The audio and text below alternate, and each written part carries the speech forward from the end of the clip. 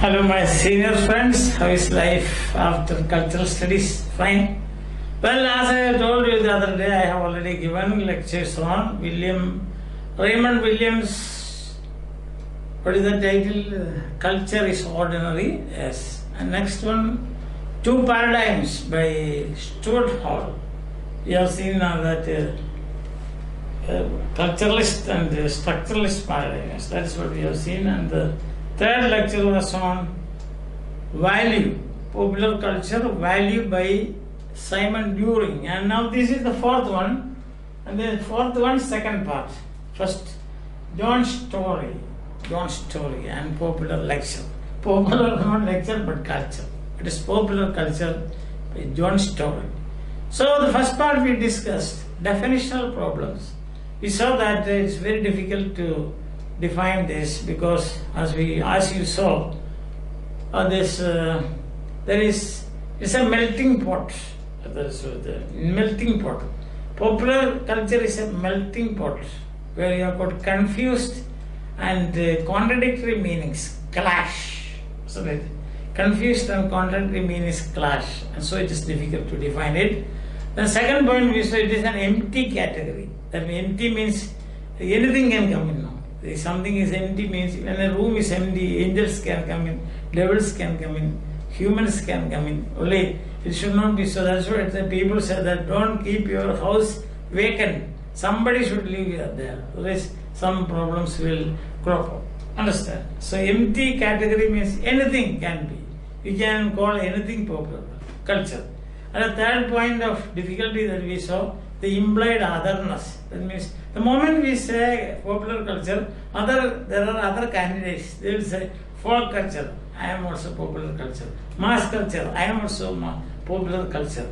Then local culture, I am also popular culture. Industrial culture, I am also popular culture. They will say. So there are many claimants. That's the point. That's what is meant by implied otherness. So that's the definitional problem which we saw. Our first point. Now the second point that we saw there was what we called. What was the second point that we were discussing about? Three definitions given by Williams. Williams says that Raymond Williams, culture guru, we say. Like we say, that is Peter Drucker is the management guru. We say like this. We say he is a culture guru. Means laid the foundations of cultural studies in modern times. As along with him also Richard Hogarth and Stuart Hall and E.P. Thompson, and these are the people. Okay, so then we are coming back to that. We will say like this, three definitions given by him. First he says it's a very complicated word, very complex word in English to define. And then just now we have seen the popular culture. And then the next point is that he said, according to him, first definition is, say, it is the process of intellectual, spiritual and aesthetic development. Second definition here is a way of life of a people or a group of people or a people during a period of time. And the third definition that he gives is the significations.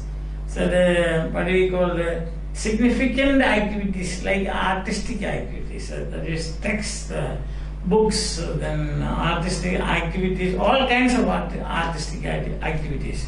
Understand?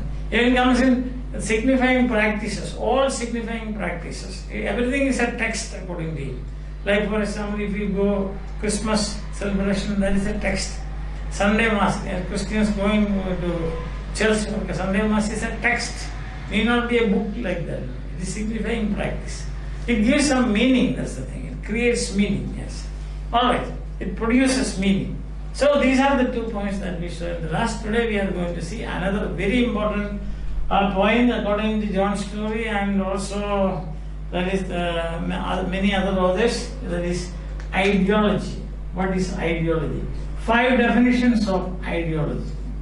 Ideology. So from this you can see idea, ideology, idea, logos. Logos means science. So science of ideas. See, what does that mean? That means the cultural studies. In cultural studies, ideology is a very important I must say not important, but ideology and cultural studies are interchangeable, so to say. Okay, interchangeable. Because the cultural studies can be called ideological studies. You can even replace it like that. That is what the scholars say. We can say instead of British cultural studies, we can say British ideological studies. Understand? So ideology plays a very crucial part in the study of culture. That is, so therefore you should see what is the meaning of ideology. Understand? So ideology, there are 5 definitions of ideology given here. First definition is, as I have already told you, it's a very important concept. In the conceptual framework or conceptual universe of cultural studies, this is probably the most important concept or idea, if you want to put it like that. Yes. So the first definition of ideology is a set of ideas. A set of ideas accepted and articulated by a group of people. It can be professionals, for example. We can say ideology of doctors. What is the ideology of doctors? To save life in whatever way possible. That's the main ideology. For that they do a lot of things. They give medicines, they operate upon a body, they give anesthesia, whatever things is possible they give, isn't it? Surgery and things like that. So, or you have the lawyers' ideology. What is the ideology of lawyers? To give justice, bring justice to the doorsteps of the poor people, the suffering people. That is the ideology of the lawyers. You don't believe me if I say like that? Yes, that is their ideology. Actually, it is their ideology. Understand that? Then you are thinking ideology of teachers. What is the teacher groups? What is their ideology? To teach, to form what are the best minds, so that they will become the best citizens of India. They will be doing what we must say very comfortable work, and also they will be helping the nations in its development. Or you can think of the Labour Party ideology, Congress Party ideology, Conservative Party ideology, Democratic Party ideology. So that means a set of people, a group of people, they have some ideas. They accept those ideas and they articulate it. Articulate it means what? They declare that in public. So that is one meaning of ideology. The second meaning of ideology, you can say, that is very interesting also. No? That is to create a false consciousness, a set of ideas again.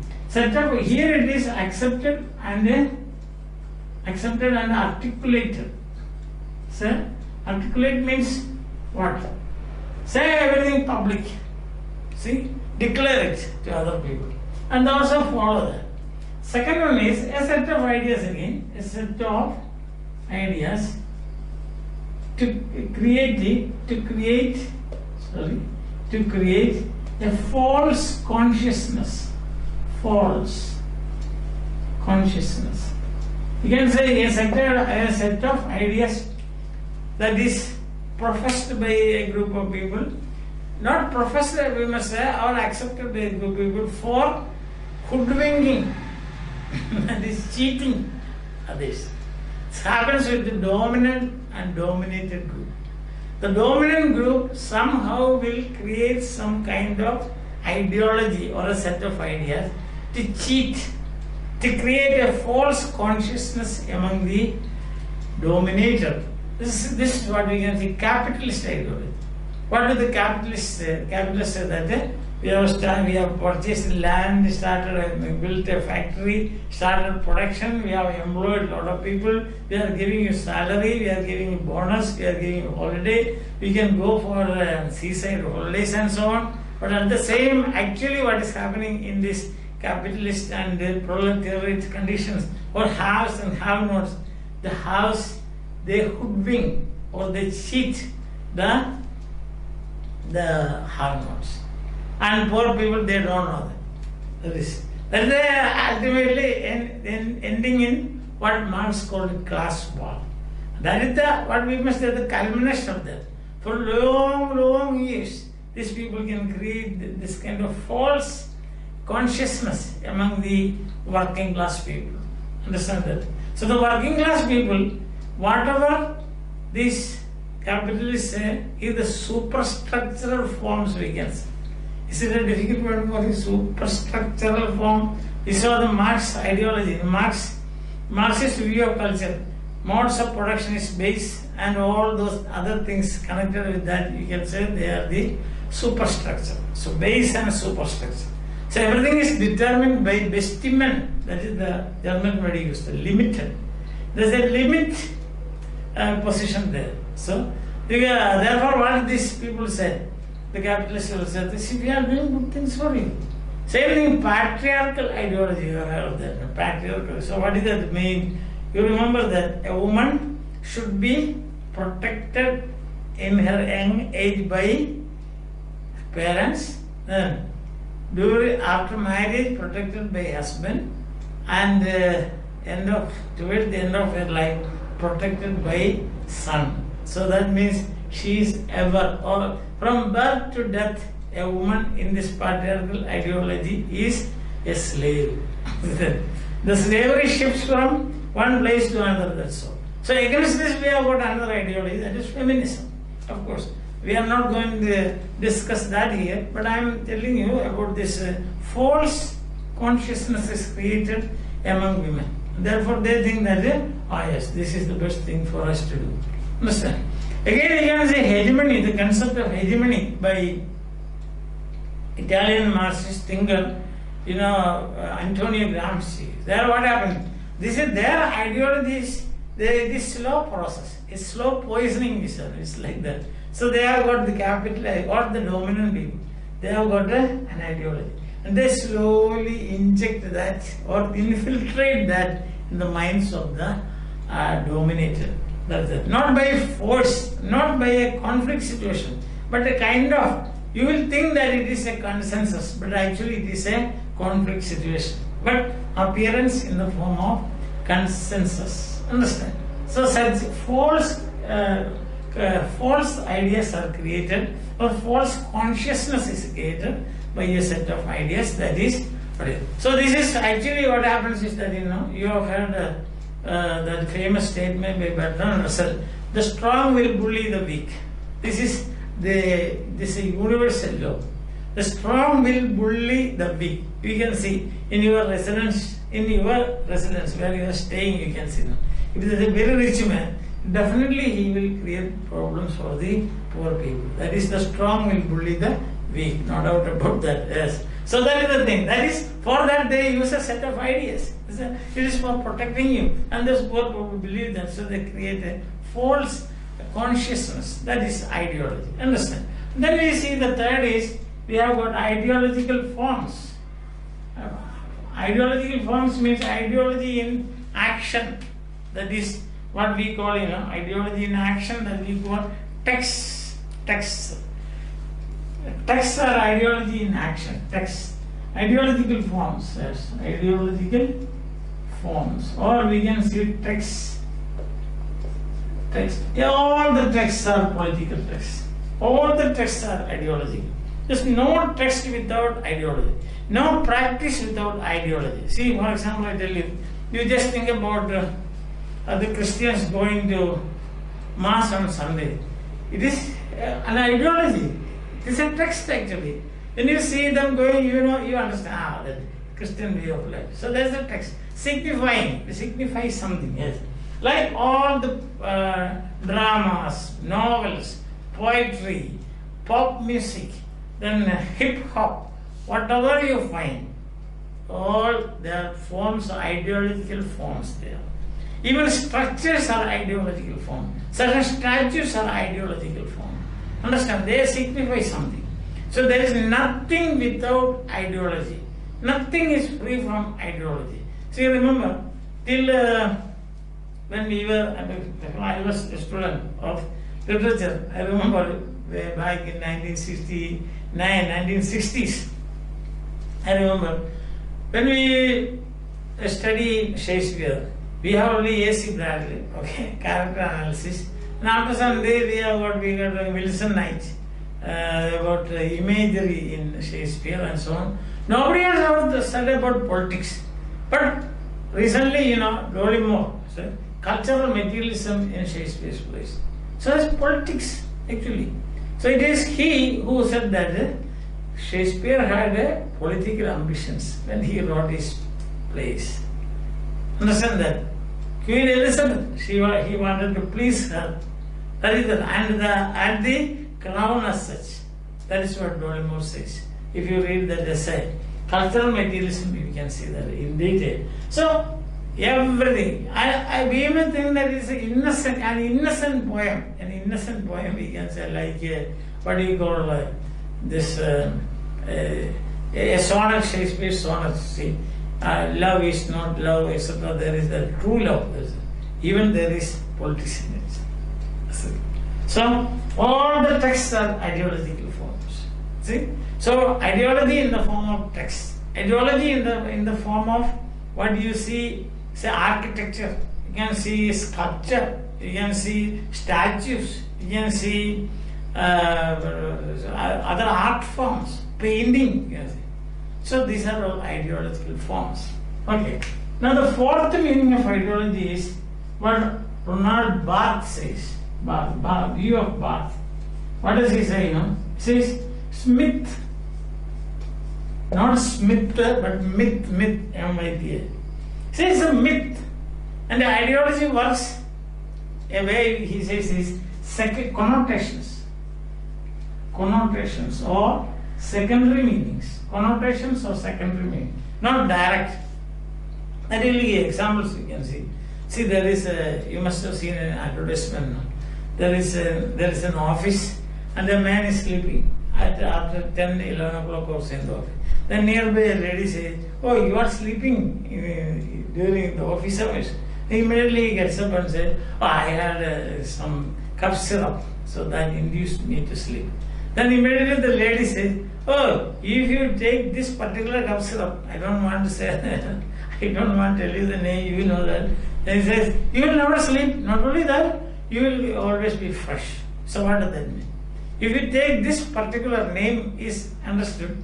So if you say this particular cough syrup, no sleep, it is not sleep inducing. Not only that, what happens, the other thing is that you will be always fresh. Then what is the secondary meaning of that statement? Secondary meaning is that all the other cough syrups are useless. They will only induce sleep. Understand that? But this is the best one.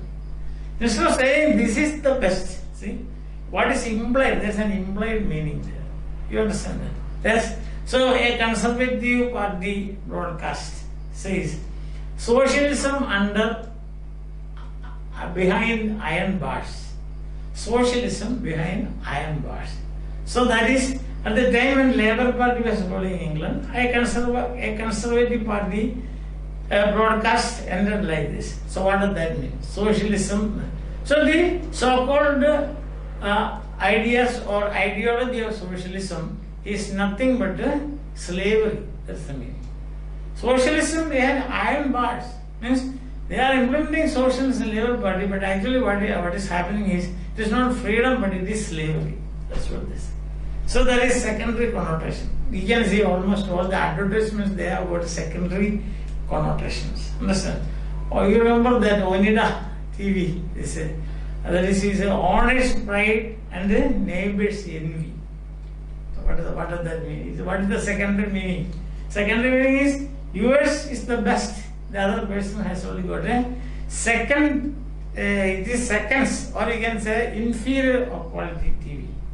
Therefore, he is envious of you. You can see all the advertisements. When you read between the lines, you will see there is secondary meanings. That is what you call myth, or not real, something that is not real. Understand? See, in England, for example, Britain, you will find that when you see masculine, no problem. Heterosexual, no problem.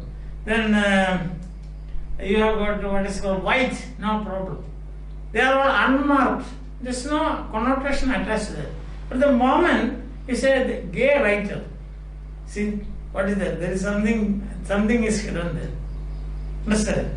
Heterogeneous is heterosexual, it's okay. It's okay. It's no problem. The gay writer. You remember then when Stuart Hall took up the reins of CCCS. What is CCCS? Center for Contemporary Cultural Studies, and it was said a black presence in the center. A black presence. Why black presence? Just before that it was Richard Hogarth. Why didn't you say white presence? They don't understand. But this is marked. It means there is marked in the sense that there is something hidden in his side. Understand that there. Also we say the woman novelist. Why? As if when a man writes a novel, you don't say man novelist. A woman novelist. Why you say woman novelist? Because that is something rare. That is the meaning. Something rare, hidden. Something is hidden. Myth. That is connotations or secondary meanings. So that is ideology. And the fifth definition of ideology is material practices. That is given by Louis Althusser. Material practices. All this lived culture is that. Material practice means lived culture. So seaside holidays. That's a lived culture. So it has got some ideology, something behind it. What is it? That is arranged in such a way that you go in a dream world. Some few days you go there, play there, and you forget all the problems of your life, and also all the exploiters, what we must say, arrows of exploiters. See that the whims and fancies of exploiters. See that when we say now, as Shakespeare would say, that is the lost delay. See the lost delay. Then there is a series, a list that he gives. No, the lost delay. Then the injustice is perpetrated in the society, etc. He says, and then he says. Like that, these working class people, they go, and this is maybe arranged by their marriages, see, the capitalists themselves, but they come back and peaceful and happy. So no question of any revolution. Understand that? So material practices even, there is ideology behind it. That's the thing. Or I told you, no, then you are you take a cross, and many people are coming behind you, and you say a prayer and go from place to place, 14 places, what we call the way of the cross. There's an ideology behind it. That's a material practice. Understand that? Yes. Christmas celebration. It's a material practice. Yes. So in America, a day is fixed for exorcising ghosts, not exercising, exorcism. See, one day is fixed for that. They bring some strange things and keep it. I have heard like that. Keep it in the courtyard for the whole day, and they think that all the what we must call black things. So to say, what is called the devil's work, or the devil's entertainment, etc., will disappear from there. That's what they think like that. So that's a material practice. It's an ideology. Behind that, there is an ideology, isn't it? Yes. Like that, you can see. No? Thousands of you can see as thousands of people going, say from November to January, they go to a place here in Kerala called Shabarimala. Shabarimala, they say, the Shabarimala hills. So there they have got a deity, Sri Ayyappan, and they go and visit. You can see, what we can say, thousands of them, 1 hour beeline to the Shabarimala. So what is it? It's a practice. It's a practice, and so behind that there is an ideology. So all material practices, according to Louis Althusser. Louis Althusser's name is familiar with it. It was familiar to you, know. That's why I am not writing on the board. So Louis Althusser, you want me to write it? L-O-U-I-S, Louis Althusser. Yes. Louis Althusser. Yes. So material practices of ideology. So you can see now from this. Yeah, at the beginning I told you now. Some authors said that James Curry, I think. He says like this. Ideology, cultural studies, you can call it by another name, that is ideology.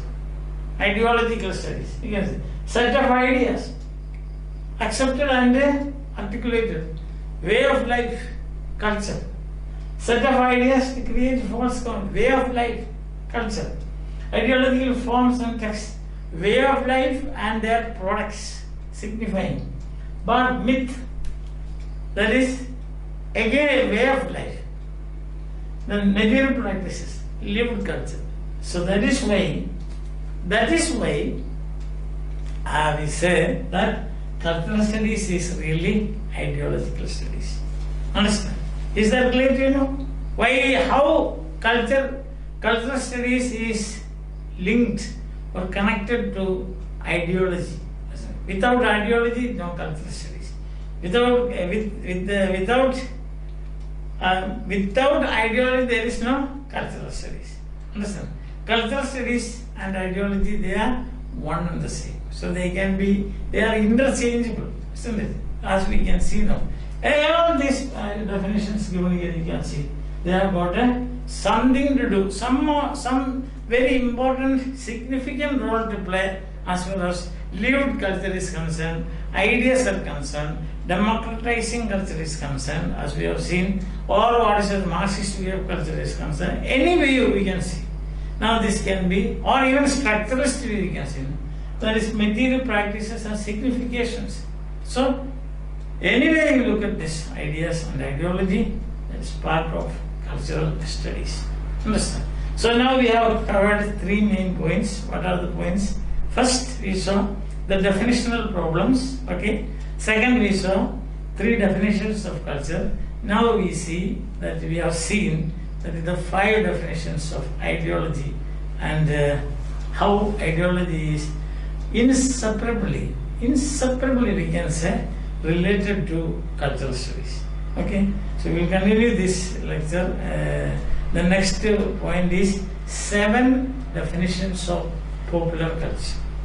7 definitions of popular culture. So if you analyze this essay, you will find first you have definition problem, second you have got 3 definitions of culture, and third you have got 5 definitions of culture ideology, and now we have got 7 definitions of popular culture that we will see in the next class. My dear friends, if you think that this is useful to you and this is gives you some support in your cultural studies paper, I would humbly request you to tell your friends to you should subscribe, and also your friends to subscribe my channel.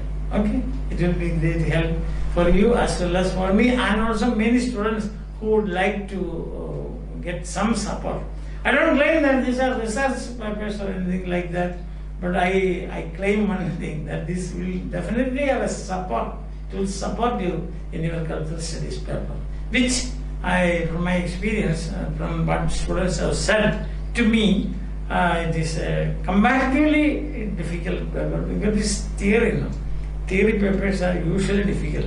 So I thought that I should do something for you people. I also once upon a time was a student. I remember a lot of problems like this. So I thought I should do something for you. That is the way I am doing it. It is in the free site. All what you can do is you can subscribe, and also your friends to subscribe. Okay. So wait for my next lecture on the same topic. That is lecture 3. This is lecture 2. And we will see again in the next class. Okay? Till then, bye.